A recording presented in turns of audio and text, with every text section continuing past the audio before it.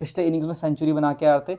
सो उन्होंने उनके लिए एक देखो एक फॉरवर्ड शॉर्ट लेग रखा है, एक शॉर्ट लेग रखा है और एक स्लिप भी रखी है। India versus Australia 4th test match India हार चुका है एंड ऑस्ट्रेलिया का एक कमाल का परफॉर्मेंस दिखाई दिया।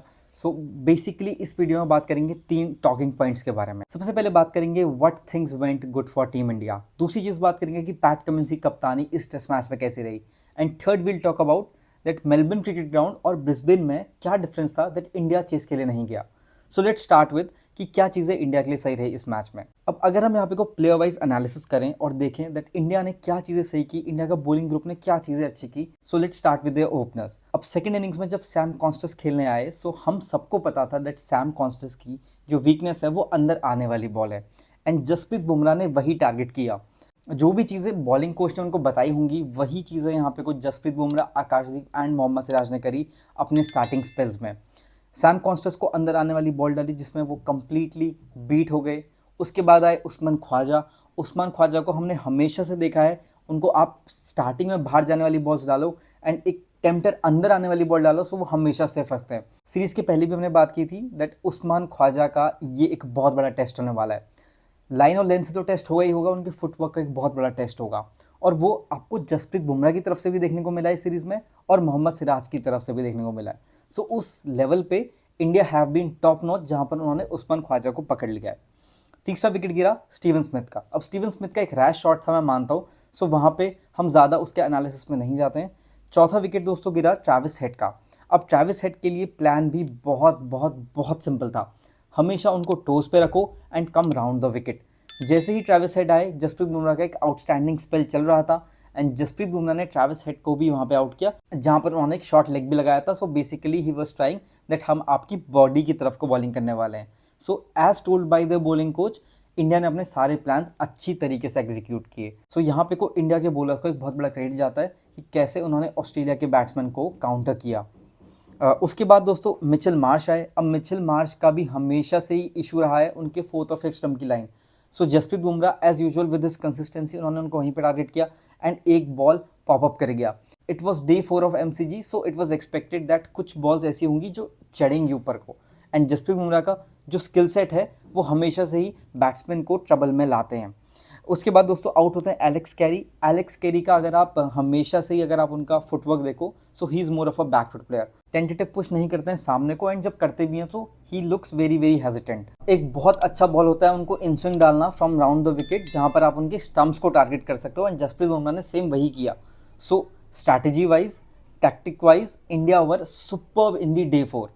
बट उसके बाद एक और चीज़ आप देखो जब मानस लाबुशेन भी आउट होते हैं so he is also very very vulnerable जब बॉल अंदर आती है। सो उनके लिए भी सिराज ने बहुत अच्छी प्लानिंग की थी एंड वहीं टारगेट किया दैट मानस लाबुशेन को अंदर आने वाली बॉल पे एलबीडब्ल्यू किया। उसके बाद इंडिया कैपिटलाइज नहीं कर पाई। कैप्टनसी यहाँ पे को बहुत बड़ा पॉइंट रहा दैट रोहित शर्मा की कैप्टनसी में कितने फ्लॉज दिखाई दिए वो लास्ट पार्टनरशिप को लेके। सो उसमें अभी हम नहीं जाएंगे, वो चीज़ हमने प्रीवियस वीडियो में डिस्कस कर ली। अगर आपने वो वीडियो नहीं देखी सो आप वो वीडियो वहाँ पे देख सकते हैं। उसके बाद दोस्तों बात कर लेते हैं दोस्तों थोड़ी पैट कमिंस की कैप्टनसी के बारे में इस टेस्ट मैच के फाइनल डे में। सबसे पहले पॉइंट की बात करते हैं जो मुझे फील हुआ पर्टिकुलरली, वो था एलेक्स कैरी ने कितनी अच्छी तरीके से अपना रोल निभाया जो उनको बताया गया था। अगर आपने दोस्तों एलेक्स कैरी के सुबह से मूवमेंट्स देखे थे सो वो यहाँ पे को स्टंप्स के ऊपर खड़े हो रहे थे and nearly he got Virat Kohli out. जब विराट कोहली यहाँ पे को बैटिंग करने आए सो आपको दिख रहा था दैट एलेक्स कैरी क्या कर रहे हैं, एलेक्स कैरी आगे आ रहे हैं स्टंप्स के। सो एलेक्स कैरी आपको ज़्यादा आगे नहीं जाने दे रहे हैं क्रीज से। उन्होंने जायसवाल के साथ ऐसे किया, उन्होंने विराट कोहली के साथ ऐसा किया। So that was a very very good master stroke from PAT Cummins जो वो एक स्ट्रैटेजी बना के आए थे। उससे हुआ क्या दैट विराट कोहली आगे नहीं जा पाए। विराट कोहली और जायसवाल हमने देखा था that they are coming towards the ball, they were not playing in the back foot, so they were coming forward.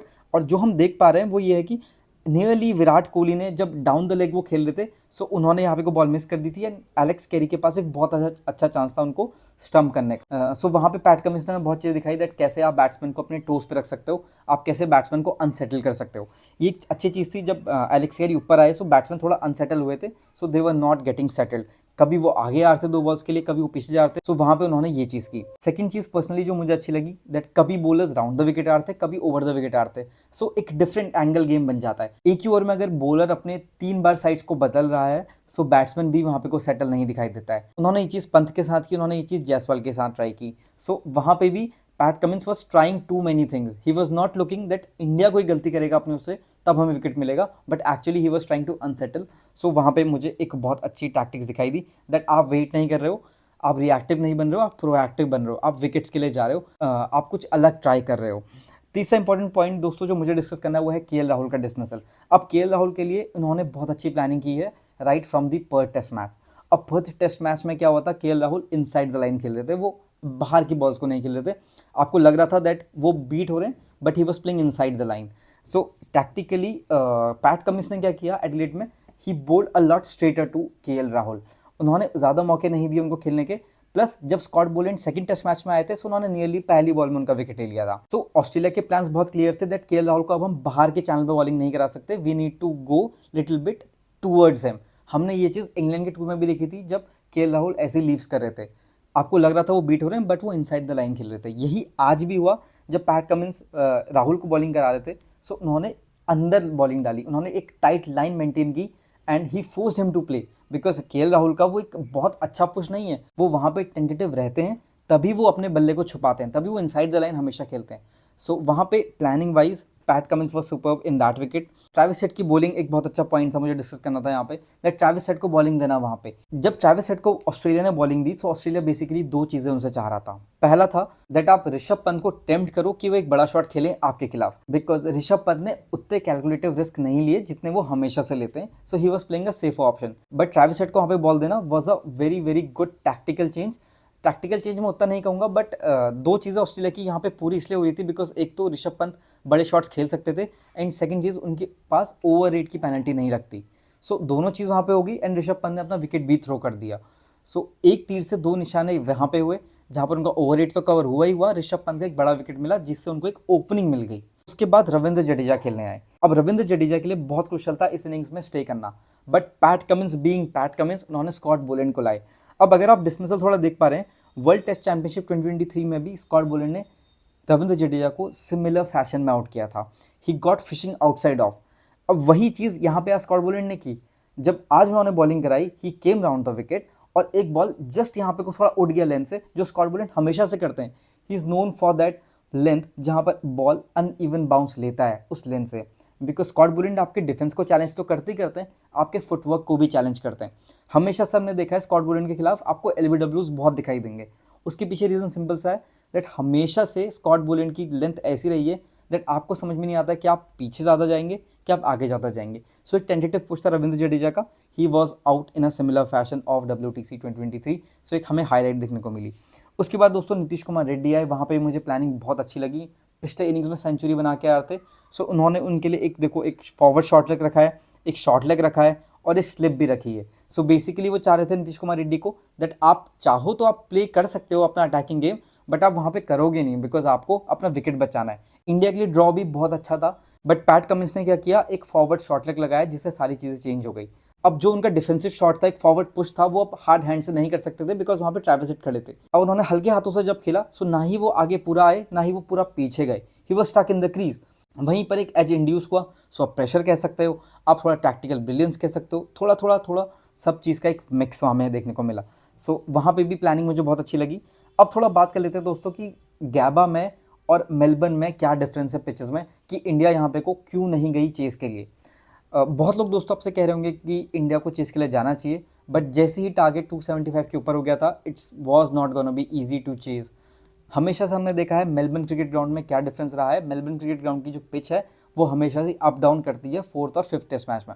अब आपने अगर थोड़े से भी मैचेस देखे हैं, सो ब्रिस्बेन का जो पिच है इट इज़ वेरी ट्रू, उसमें ट्रू बाउंस है। अब ट्रू बाउंस आपको करता क्या है, आपकी शॉट मेकिंग बहुत आसान हो जाती है। आपने आज भी देखा होगा जब बॉलिंग हो रही थी, सो इनफ सी मूवमेंट था बॉलर्स को इंटरेस्टेड रखने के लिए। बट गैबा में हमने क्या देखा था कि जैसे ही बॉल सॉफ्ट हुई थी, अब पिच इतना अच्छा था, बाउंस इतना अच्छा था कि आप अपने शॉट्स को एंजॉय कर सकते थे। मेलबर्न क्रिकेट ग्राउंड आपको ऐसा फीचर नहीं देता, एक ड्रॉप इन पिच है और आपको अलाउ नहीं करती कि आप ऑन द राइट शॉट्स खेल सको। जायसवाल ने भी जितने बॉलें खेली स्टार्टिंग में, he was looking very very tentative, वो कभी आगे आ रहे थे कभी पीछे जा रहे थे, तो उनका भी डिफेंस बहुत ज़्यादा वीक लग रहा था स्टार्टिंग में। बट जैसे जैसे उनकी इनिंग्स प्रोग्रेस हुई, पैट कमिंस ने उनके लिए भी मुश्किल बनाया बिकॉज ये पिच थोड़ा सा स्लोअर साइड में था as compare to Brisbane. Brisbane काफ़ी ज़्यादा फास्ट पिच तो है ही है, प्लस एक बाउंसी पिच भी है, so you can play your shots on the rise और आप एक अच्छी शॉट मेकिंग वहाँ पे कर सकते हो, बट मेलबर्न में ये चीज़ उल्टी हो जाती है। आप 4th और 5th डे में आप अच्छी शॉट मेकिंग नहीं कर सकते, आपको रन्स बनाने होंगे, आपको रन्स क्रिएट करने होंगे। और अगर आप अपने ऑप्शंस क्रिएट करे हो रन बनाने के लिए, सो ये आप नहीं कर सकते if you are chasing around 350 runs. इसलिए एक रीज़न था दैट इंडिया विन के लिए गई नहीं, बिकॉज अगर इंडिया विन के लिए जाती तो ऑस्ट्रेलिया भी आपको थोड़ा नेगेटिव लाइन्स में बॉलिंग कराते हुए दिखते। ये था दोस्तों एनालिसिस 4th टेस्ट मैच का। आपको ये वीडियो कैसे लगी कमेंट करके जरूर बताएं। आज की इस वीडियो में बस इतना ही, धन्यवाद।